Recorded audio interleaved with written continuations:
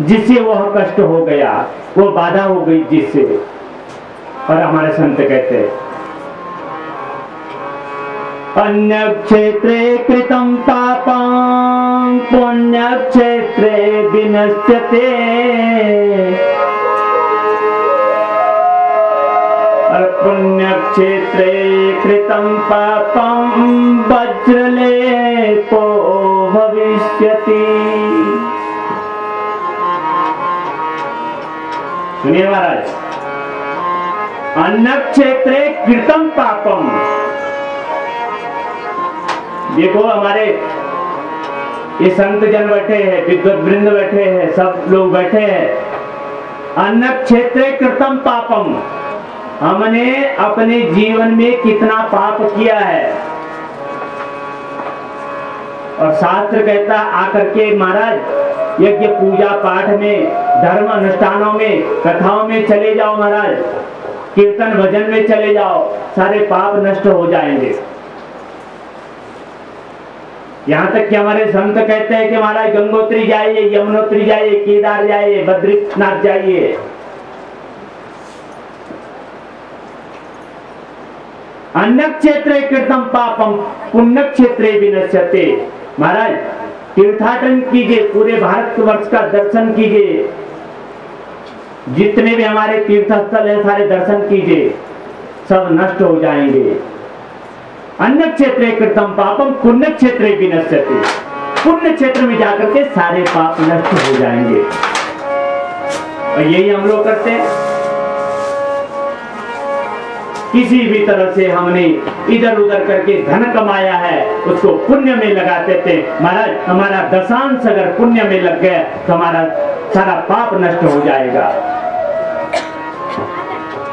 अरे बड़े बड़े सेठ लोग तो अनाप शनाप से धन को एकत्रित करते हैं, फिर उसको पुण्य स्थल में जाकर के उस धन को दान करते हैं।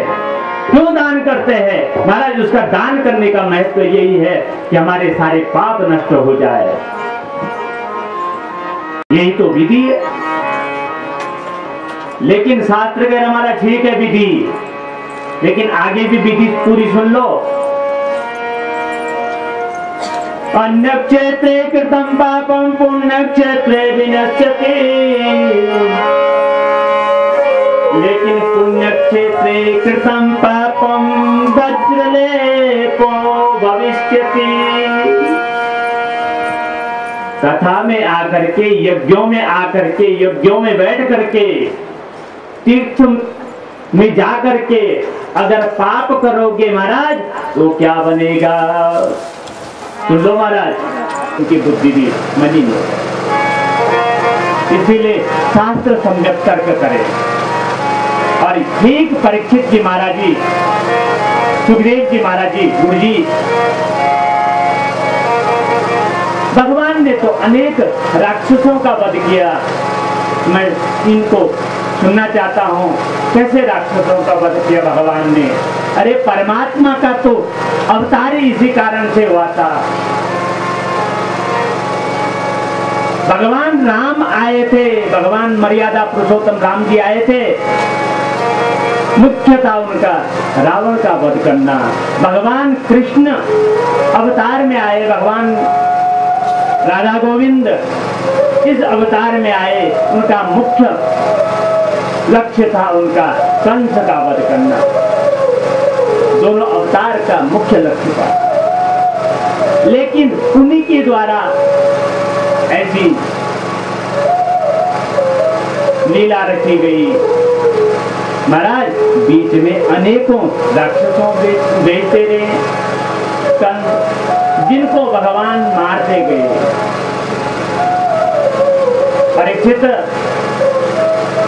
जैसे ही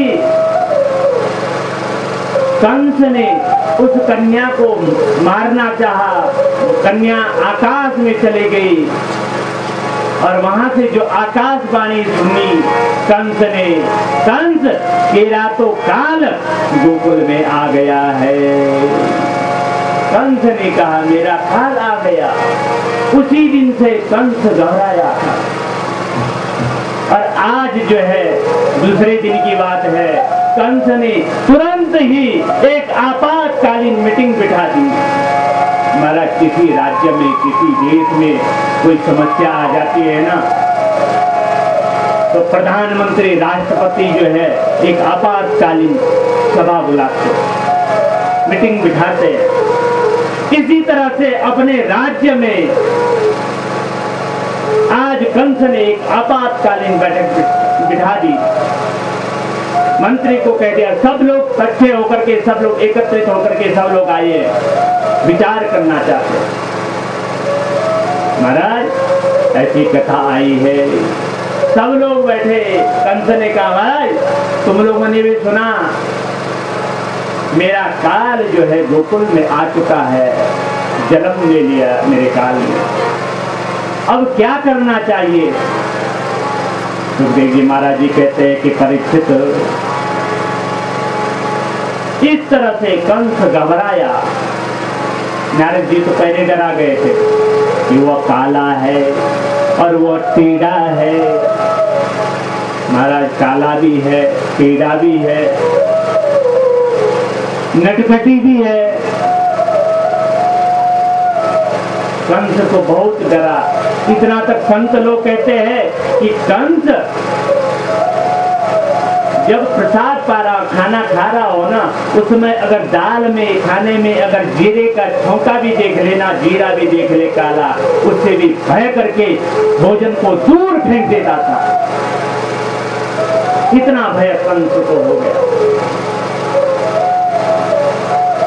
जब उस मीटिंग में कंस ने कहा कि अब आगे क्या होना है, तो महाराज कंस की जो बहन थी पूतना, कंस की जो बहन थी पूतना, पूतना ने कहा भैया क्या होना है, तुम क्यों चिंता करते हो, हम काहे के लिए?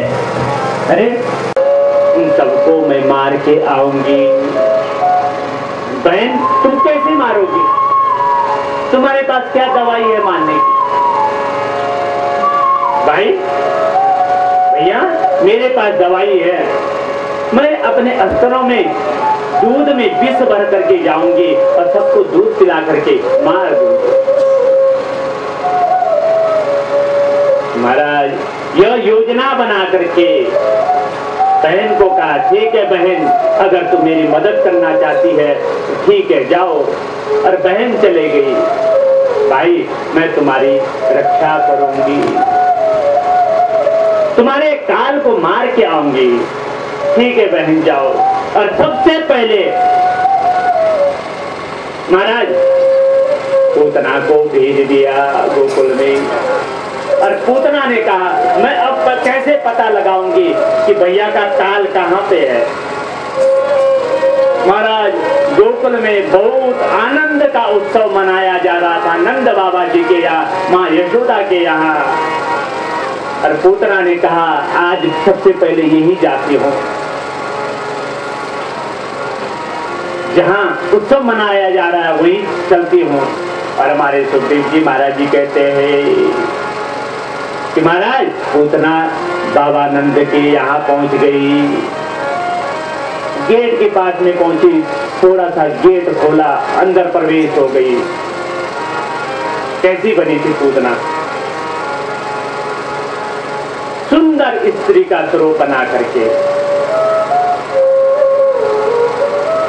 परीक्षित जी महाराज जी बोले महाराज जब पूतना राक्षसी थी तो वो सुंदर कैसी बनी? महाराज वो सारा प्लस्तर कर दिया था, पूरा प्लस्तर, और लंबे लंबे दांत थे सारे, जो आरी से कटवा दिए सारे दांत, कुरूप था सारे, जो है सारा मेकअप बना दिया। आज तो सब कुछ व्यवस्था है ना, सारी व्यवस्था बन गई। घर में ही बुलाया गया मेकअप वाले को, सुंदर बना दी। और पूतना सज करके, और महाराज इतने तो सज गए लेकिन कहीं पता लग गया कैसे? महाराज ऊपर से घूंघट भी निकाल दिया। पूतना ने कहा मैं तो घूंघट में जाऊंगी, घूंघट में मुझे कौन देख लेगा? महाराज घूंघट में तो कई काम हो जाते, चलो ठीक। और घूंघट निकाल करके चले गए दरवाजे के पास में। सारे बाल वाल आ रहे थे, सारी सखियां आ रही थी, नंद